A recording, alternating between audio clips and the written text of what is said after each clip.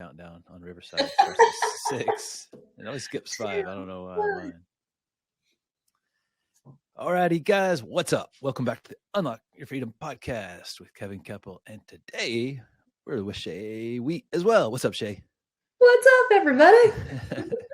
Shay, kick us off. Tell everybody about what you guys do and how y'all serve.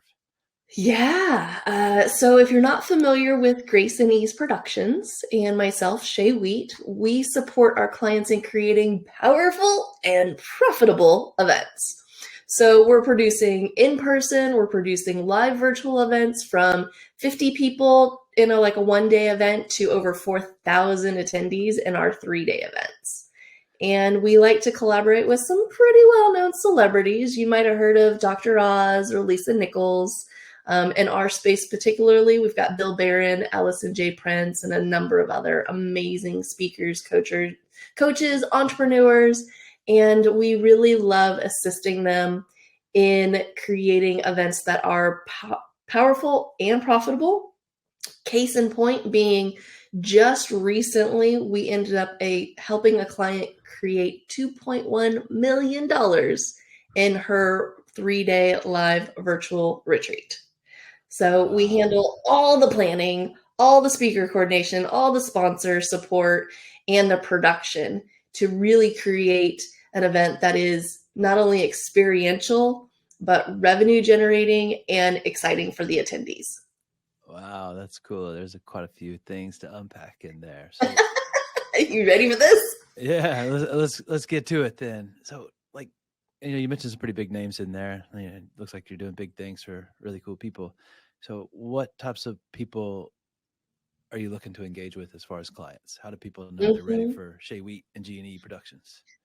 Yeah. So if you are a speaker, coach, expert, a thought leader, an entrepreneur that has some type of high ticket offer, so you've got like a 6-month or year-long program that is anywhere from like $8,000 to $20,000, and you're looking to scale your sales and do, instead of one-on-one meetings and enrollment conversations, you're looking to do one-to-many and utilize the power of events to leverage what you're doing currently in your business. Those are our ideal peeps that we like to play with. Yeah, very cool. Well, obviously, she knows exactly what she's looking for. That's how she just explained it so simply. I think that's such a good measurement. Because if I can't explain it simply, I don't really know what I'm trying to say. And so that's really that's pretty powerful. Okay, cool. So when you kind of started off, you were talking about virtual events and in person, which past couple of years, virtual's obviously popped up as being more popular. Yes. And the commute's great. Walking to your computer too, right? So yeah. Did y'all do much of that before? Kind of all the excitement 3 years ago, and so it just turned it up a notch, or? Yeah, I mean, we were already utilizing Zoom as a platform pre-pandemic, which was really nice because my team's all over the country. We were not using it the way that we use it now in terms of creating virtual live events and the experiences that we can do with it. We were just using it as a meeting platform. So that's the piece that definitely increased and amped up for sure. We were mainly in person. And so we would travel all over the country and mainly staying within the States. Now, something else that's changed is we've become a lot more international because of the virtual live aspect of it. I can be here. I'm in Northern California. I've got clients, like we just created a studio for one of our clients in the Bahamas. And she had access to her clientele were all over the world. I think they're in 60 different countries. And so we were supporting people all over the world, which was just amazing to see what technology will allow us to do in the virtual live event space. Wow, that's really cool. I mean, what kind of reach is that? 60 different countries. I think that's so fascinating, that these people that live in places we've never even heard of, we can touch and they can touch us. And I think that's such a beautiful thing, man, because, connection is what we're all searching for. And really cool. one of the biggest things that I see with events is the connection piece, because we've been so isolated, because we've been in our own little bubbles and our own little boxes, that, the connection piece is really what people are craving. And when you come at it from that perspective, you want to really add that component to your events. How can we add more connection? How can we add more experiences instead of just content dumping on them? We want to make sure that it is something that they go, holy cow, I've been sat here for 8 hours. That flew by, right? Like, that engaging is what we want from our events. Yeah, that's huge, because that's one of the questions I always ask myself before I go do anything, whether it's a professional event or a vacation. I'm like, am I going to be bored? Mm-hmm. Because, like, that's not a good place for anybody for me to be bored, right? Because I'm destructive to myself and others, right? Like, I'm spinning in my chair to see how many times I can make it around without touching my feet to the floor, right? Like, Wait, are we doing that now? Wait. yeah. You go first. I've got my little abs balance board thing down here, and you can watch me break an ankle here live and in person. So no. Let's not do that. Let's do that some other time. Yeah, that wouldn't happen. Anyway, so I'm sure, kind of when you're talking about that, the connection piece and building a event, kind of back up to the beginning, I'm sure one of the questions that your clients ask you is like, how do I fill this thing? Yes. So where do you go with that? Yeah. So there are probably 17 different event types that you can be doing in your business. Some of them are lead generation. Some of them are engaging opportunities. Some of them are sales and enrollment based. Some of them are community building type of events. So what we want to do is start with the end in mind. So when we're supporting our 1-day, sales and enrollment event clients, or our 3-day clients, we're asking, like, what is the end result? We've got two things. One, what do you want as the business owner? What are we selling into? What are we supporting people with? What is the end result there? And then what is the event promise? Whether they do business with you or not, what are they walking away with? Right? So we start there. From there, we kind of break it down. Okay, you want to bring in, let's say, a handful of new clients into your program for, a couple of $1,000s. Let's just say it's a $8,000 program. You want to bring in 10 new clients. What does that mean? How many people have to be in the room? How many people do we have to talk to in order to get that many people in the room, in order to make the offer, in order to then have that many new clients in your business, right? So it's like business math we do. And then once we have our number, let's just say it's 50 people, then we do what's called a ticket map. And in creating a ticket map, we are literally going through all the ways, all the ticket sources, all the opportunities that we're going to engage your audience in filling the room. So are you doing Facebook Lives? Are you doing Instagram Lives? Are you doing Clubhouse rooms? Are you doing meetups? Are you doing summits? Are you doing challenges? Are you doing a webinar? Are you sending an email out to your email list? Are you doing joint venture partner calls? Like, what are all the ways that you plan on filling the room and connecting with your audience and making the offer to get a ticket into your event? That's how we end up filling the room, is we are strategic and going, what is it, black and white? What are the numbers? And then just go and execute. So I'm going to take a guess and make an assumption, which we shouldn't do, but you know what? It's our show. We can do whatever we want, Shay. Yes. But the assumption that you have people show up and they're like, I don't do any of that. And they're like a blank slate. You're like, okay. I mean, do you just turn them away, or do you what do you do with that? Well, usually if people are coming to me, they've been referred to me, right? So they know that we get people crazy awesome results. And if they're coming to me, then they're also going to have like an idea in their brain of what it is that they want their event to look like. Or maybe they've already done an event in the past and they're like, fudge, that was a lot of freaking work. I don't want to do any of that. You handle logistics. You handle finding the venue. You handle leading my team. I just want to go ahead and fill the room, show up and deliver my content, show them crazy awesome results, and then welcome those new people into my program, right? Like, that's where a lot of our clients come from, is they go, Yep, did it on my own. That's not my specialty. You handle it. Yeah, that's a really good point because I've done my own production on an event, and suddenly I found myself in so many different places other than my zone of genius, and Yes. ended up being way more effort than I wanted to spend. And I was just Mhm, like, I'll just do something else because, mhm. like, I don't know, that's incredibly frustrating when you realize, it's always going to be harder than you think, especially when you're doing something new. And Yeah. that's why there's people like Shay that's her specialty, and that's why that's why I don't build my own website, because there's people who have a specialty in that, right? I don't fix my own car, like otherwise I'd have to pay somebody anyways. To fix Fix, what you might have yeah, accidentally. Yeah, yeah, yeah. You got know it where I was right going there. with that. You know how dudes are. Like, I can do it. Okay, maybe I couldn't. Yeah, let me just find somebody here in the store. Hold on. So what about, like, what kind of talk around a little bit about, virtual versus in person versus, or the hybrid model even? Yes. Oh, hybrid. Um, it's a love-hate relationship. Yeah, I can tell. So we pre-pandemic had a version of hybrid, which was more live stream. Okay.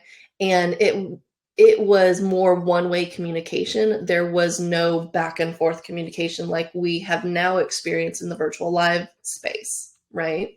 So we will never be able to go back to live stream, just because if people are showing up for a virtual event, they're expecting the engagement. They're expecting that still high level of commitment that the host is going to be offering, right? What I see happening is event hosts have to split their brain. They have to go and talk to the in-person audience, and they have to talk to the virtual audience.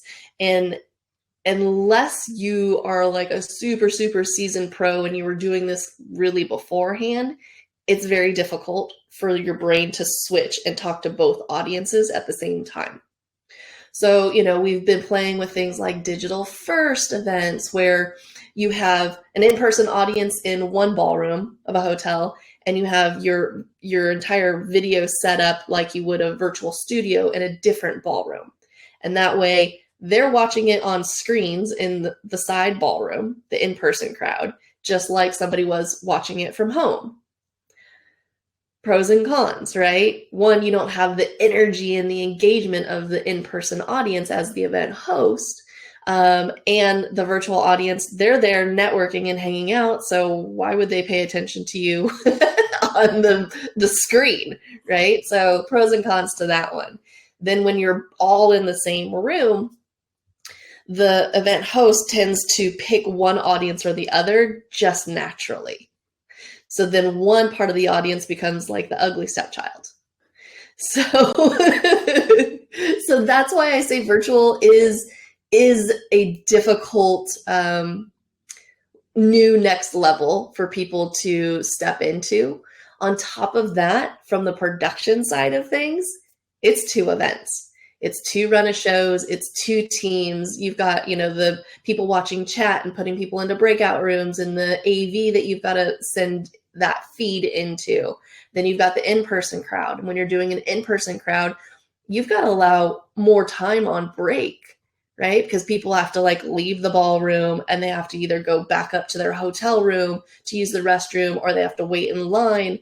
And ladies, those of you that have been to in-person events, there's like 2 stalls and there's 400 women, right? Like there's no way you can go on a break for 10 or 15 minutes like you can in a virtual event. You have to have 30 minutes. So then what do you do with the virtual audience while their in person is on a longer break? So you have to think through all of those pieces. So that means your budget's going to go up, because not only do you have the in person food and beverage and hotel rooms and meeting space, but then you also have the extra AV team, the extra production team. So it's a beast for sure. So my recommendation is, if you're newer to the event space or you're not looking for that much of a headache, choose one or the other. Choose in person or choose virtual, and we will rock out either one of them. Yeah, I was gonna say my recommendation is to hire Shay and her team. If you're doing an event, Did your head spin just yeah, a little no, bit? You're like, oh my no, God, I'm already overwhelmed. yeah, and then I quit paying attention, right? Because like we get overwhelmed, like okay, my brain's Yep. full, Yep. like that Far Side comic from when we were kids. Where he's like, kid raises his hand, he's like, my brain's full. Can I be excused? Oh my gosh, I love that back in the day. Yes. I I used to read that know. all the time. Oh, me too. And I asked somebody about that the other day. Because you remember the Far Side, and they were like, they were around my age. I'm like, they looked at me like, what? Like with the cows and the funny, and they're like, what? I'm like, never mind. And, like a That couple of and what was the one? Was it Hobbs? The Calvin one and with like the Hobbes. tiger? Yeah. Yeah, Calvin and Hobbs. Yeah, yeah. I actually heard somebody talking about it on a podcast recently. One of the podcast hosts quoted Calvin or Hobbes, or what I think it was Hobbes, because Hobbes was I don't remember which one's which. Hobbes was a tiger, and so he would That always would make like sense. he was Yeah. the mature one of the two, and Calvin was the in trouble and doing things he shouldn't be doing. So Yeah. anywho, back to the reason that we're all gathered here together. When it comes to virtual events, what's some of the really powerful ways that people can engage the audience? Oh, yeah. Okay. So when you are doing your virtual events, you want to take a look at having, if you can, multiple sets. The reason we do this is we want to keep it visually appealing. So if you were to think about a virtual event like a movie, the scene is constantly changing, right? The camera angle shots are showing you different pieces. So it's like a side angle, it's a front angle, it's from behind, it's movement, right? So we need visually to create that movement within the multiple sets. And you can do that as simple as just having a couple of different camera angles, right? So when we're creating our studios, we'll have obviously the front on camera, and then we'll have a camera that comes from the side. And then we'll have a camera up above that's shooting in to seeing what the event host can see, where they see all the zoomies and they see like my screen that's to the notes to the presenter and the countdown timer and like that whole view. And we can switch between it. So movement is really super important. Movement, to take it another step further, is actually having somebody do movement. So when you come back from break, have some movement, have somebody doing stretching, have somebody doing Qigong, something along those lines. We had one client where her now husband, was doing like a fitness program. And so she brought him in to do the fitness program at the breaks. So they were just incorporating their family, which people loved because it's like seeing behind the curtain. It's like, oh, this person's actually real and they have a husband and this is what their husband does. And it's like, I'm a part of the family, right? Yeah. Well, So that's one big piece, is movement. The other piece would be to take a look at, instead of doing, let's say you've got the 12 steps to XYZ, don't do all 12 steps. Now you can do 30,000 foot view of the 12 steps, but really take a look at maybe doing 6 steps that you go deeper in. Okay. So people are wanting to have opportunities where they can absorb the content and then do something. So whether it's a writing exercise or it's going into a breakout session and you share what you've just learned about or what came up for you, and then you come back to the group and do group shares, on the bigger stage. That's another way of increasing the engagement and also doing movement too, right? Because we're moving people from room to room. Third way is to bring in a guest speaker. Somebody that is probably sidelined to you, don't necessarily do what it is that you do, but would be like the next step in the process of, when they're finished working with you, then they need this. Or is like, if I were to do an event myself, I would bring in a guest speaker as like an AV company, because we serve the same audience and they do something different than I do. So they would give it from a different perspective. Right? Wow, yeah, all three of those are pretty powerful examples because, for one, it keeps it sort of novel too. Because they're like, "Oh, cool. Well, what's next?" But Mhm. if it's just the talking head over and over again, right, that gets redundant. And then like that illusion of like personal permanence kicks in pretty quick, where people are like, "All right, okay, I've already seen this," and start ignoring it, and like Right. don't even realize you're doing that, or maybe you Yeah. do. Or they're Um, like, I'm just gonna sit on the floor and play with the dog, or and then all of a sudden you're like, I'm just gonna turn this off, oh, right? you did that too? Oh, For some of them, I'm like, oh my yeah. goodness, Well, they need some support. yeah, and then they're gonna like circle back by the same thing 18 times. Like, I feel like I'm pretty sharp. I got it the first time, but hey, whatever. So when obviously people are doing events, looking for business in more cases than not. So what are some of the ways that people can get clients with a virtual event, in your opinion? Mm-hmm. Yeah. So we love the sales and enrollment events because it is geared towards just that, right? As the event host, you are looking to do a one to many, um, pretty much like a 3 day sales and enrollment conversation is kind of what it looks like. Granted, you're coming in and you're giving them crazy awesome value. So your audience, you know the pain points of your audience. You know exactly what it is that one, they think they know their problem is, and that's why they're coming in. But you as the expert know that's not really their problem. That's what's showing up as their problem. But once we go ahead and address that, these are all the other things that end up are looking at it to be really, really the problem. And we also know that people need accountability, right? Like you can Google anything. You can Google how to fix anything. You can Google how to, adjust anything. You can Google how to lose weight. You can look all of it. But it's the accountability piece that we as humans are really, really desiring. So we know that out of a group of people, that there are a percentage of them that's like, yep, I want to go faster. I want to go quicker. I want you to hold me accountable. And I'm willing to pay you to support me in saving me the time and the energy and the effort to get what it is that I know that I want. And I see that you are the person to help me get it. So that's why these are such powerful events is in gaining clients is because we know a percentage of people are going to say yes. So again, it's just going back to breaking down the numbers and looking at it black and white of what is the goal? Are you looking to fill your program with 20 people? Okay, great. How many people do we have to talk to that are your ideal audience that know exactly that that's their pain point that will have a percentage of them say yes? And then we just kind of break it down and then we engage with them and we give them crazy awesome results. Whether or not they do business with you or not, they could take the content that you taught them and go and implement it. What they're really paying for is that accountability and the little nuances where, for example, if I were to look at somebody's event and go, oh yeah, this is why it didn't work, because this, that, and the other thing, right? Because I have the insider knowledge and this is what I do for a living.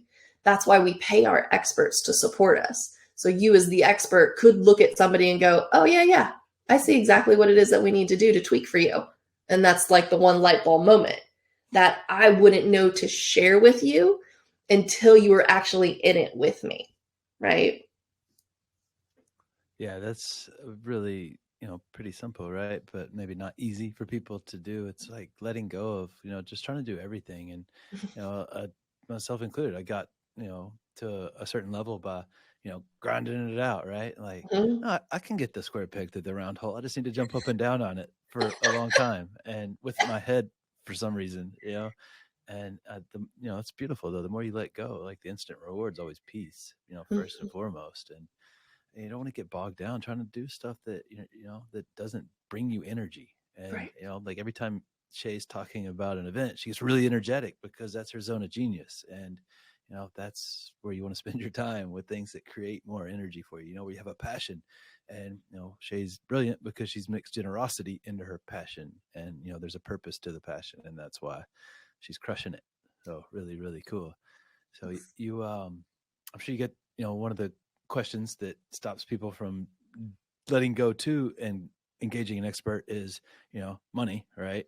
And Mhm. like, oh, it's too expensive. Like, I haven't even told you how much it costs yet. Then how could it be too expensive? And, and, Right. and so where do you go with that one? Because I'm sure that there's, the belief that it's expensive. And so I can't, I don't even like to say, I can't afford it, cancel clear, because that's not true, right? That's just a Right. belief. So Right.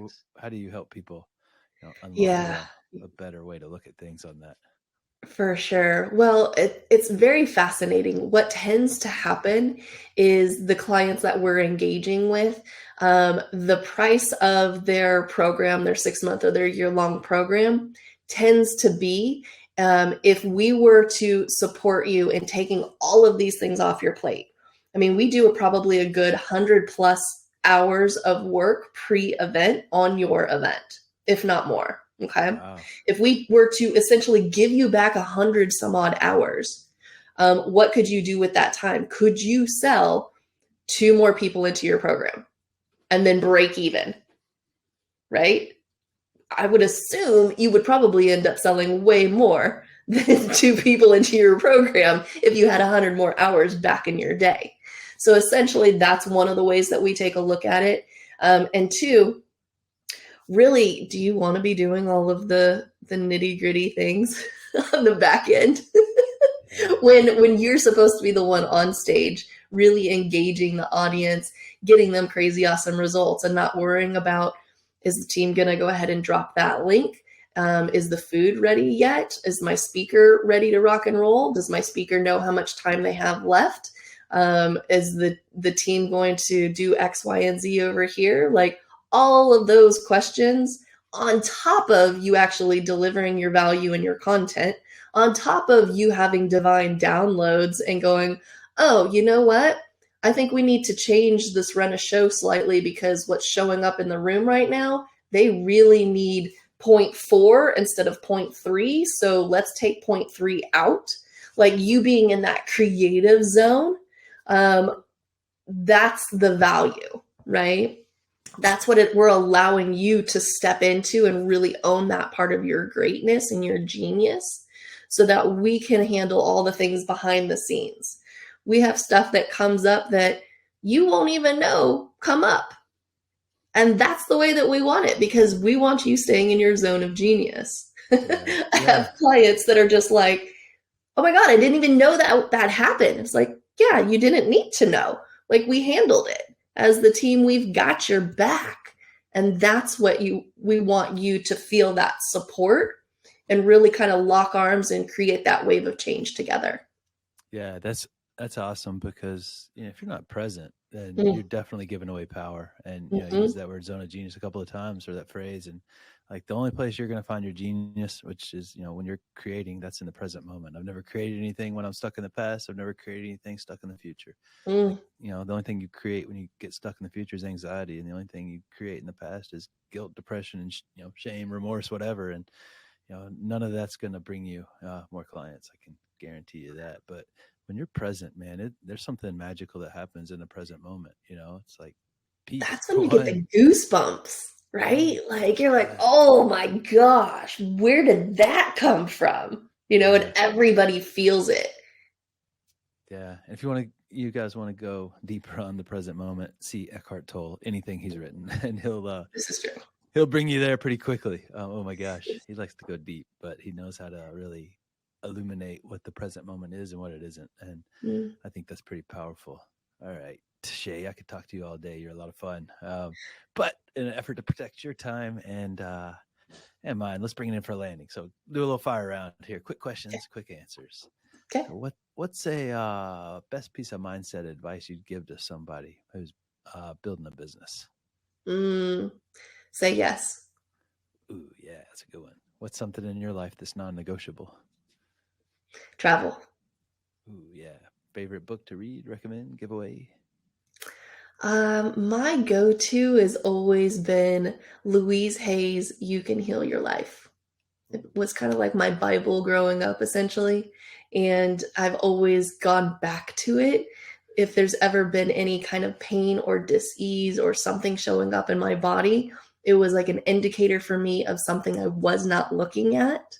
And I love the chart that she has in the back that says, what is the probable cause? What is the thought pattern? And then what is the new affirmation to work on, to release it, let it go.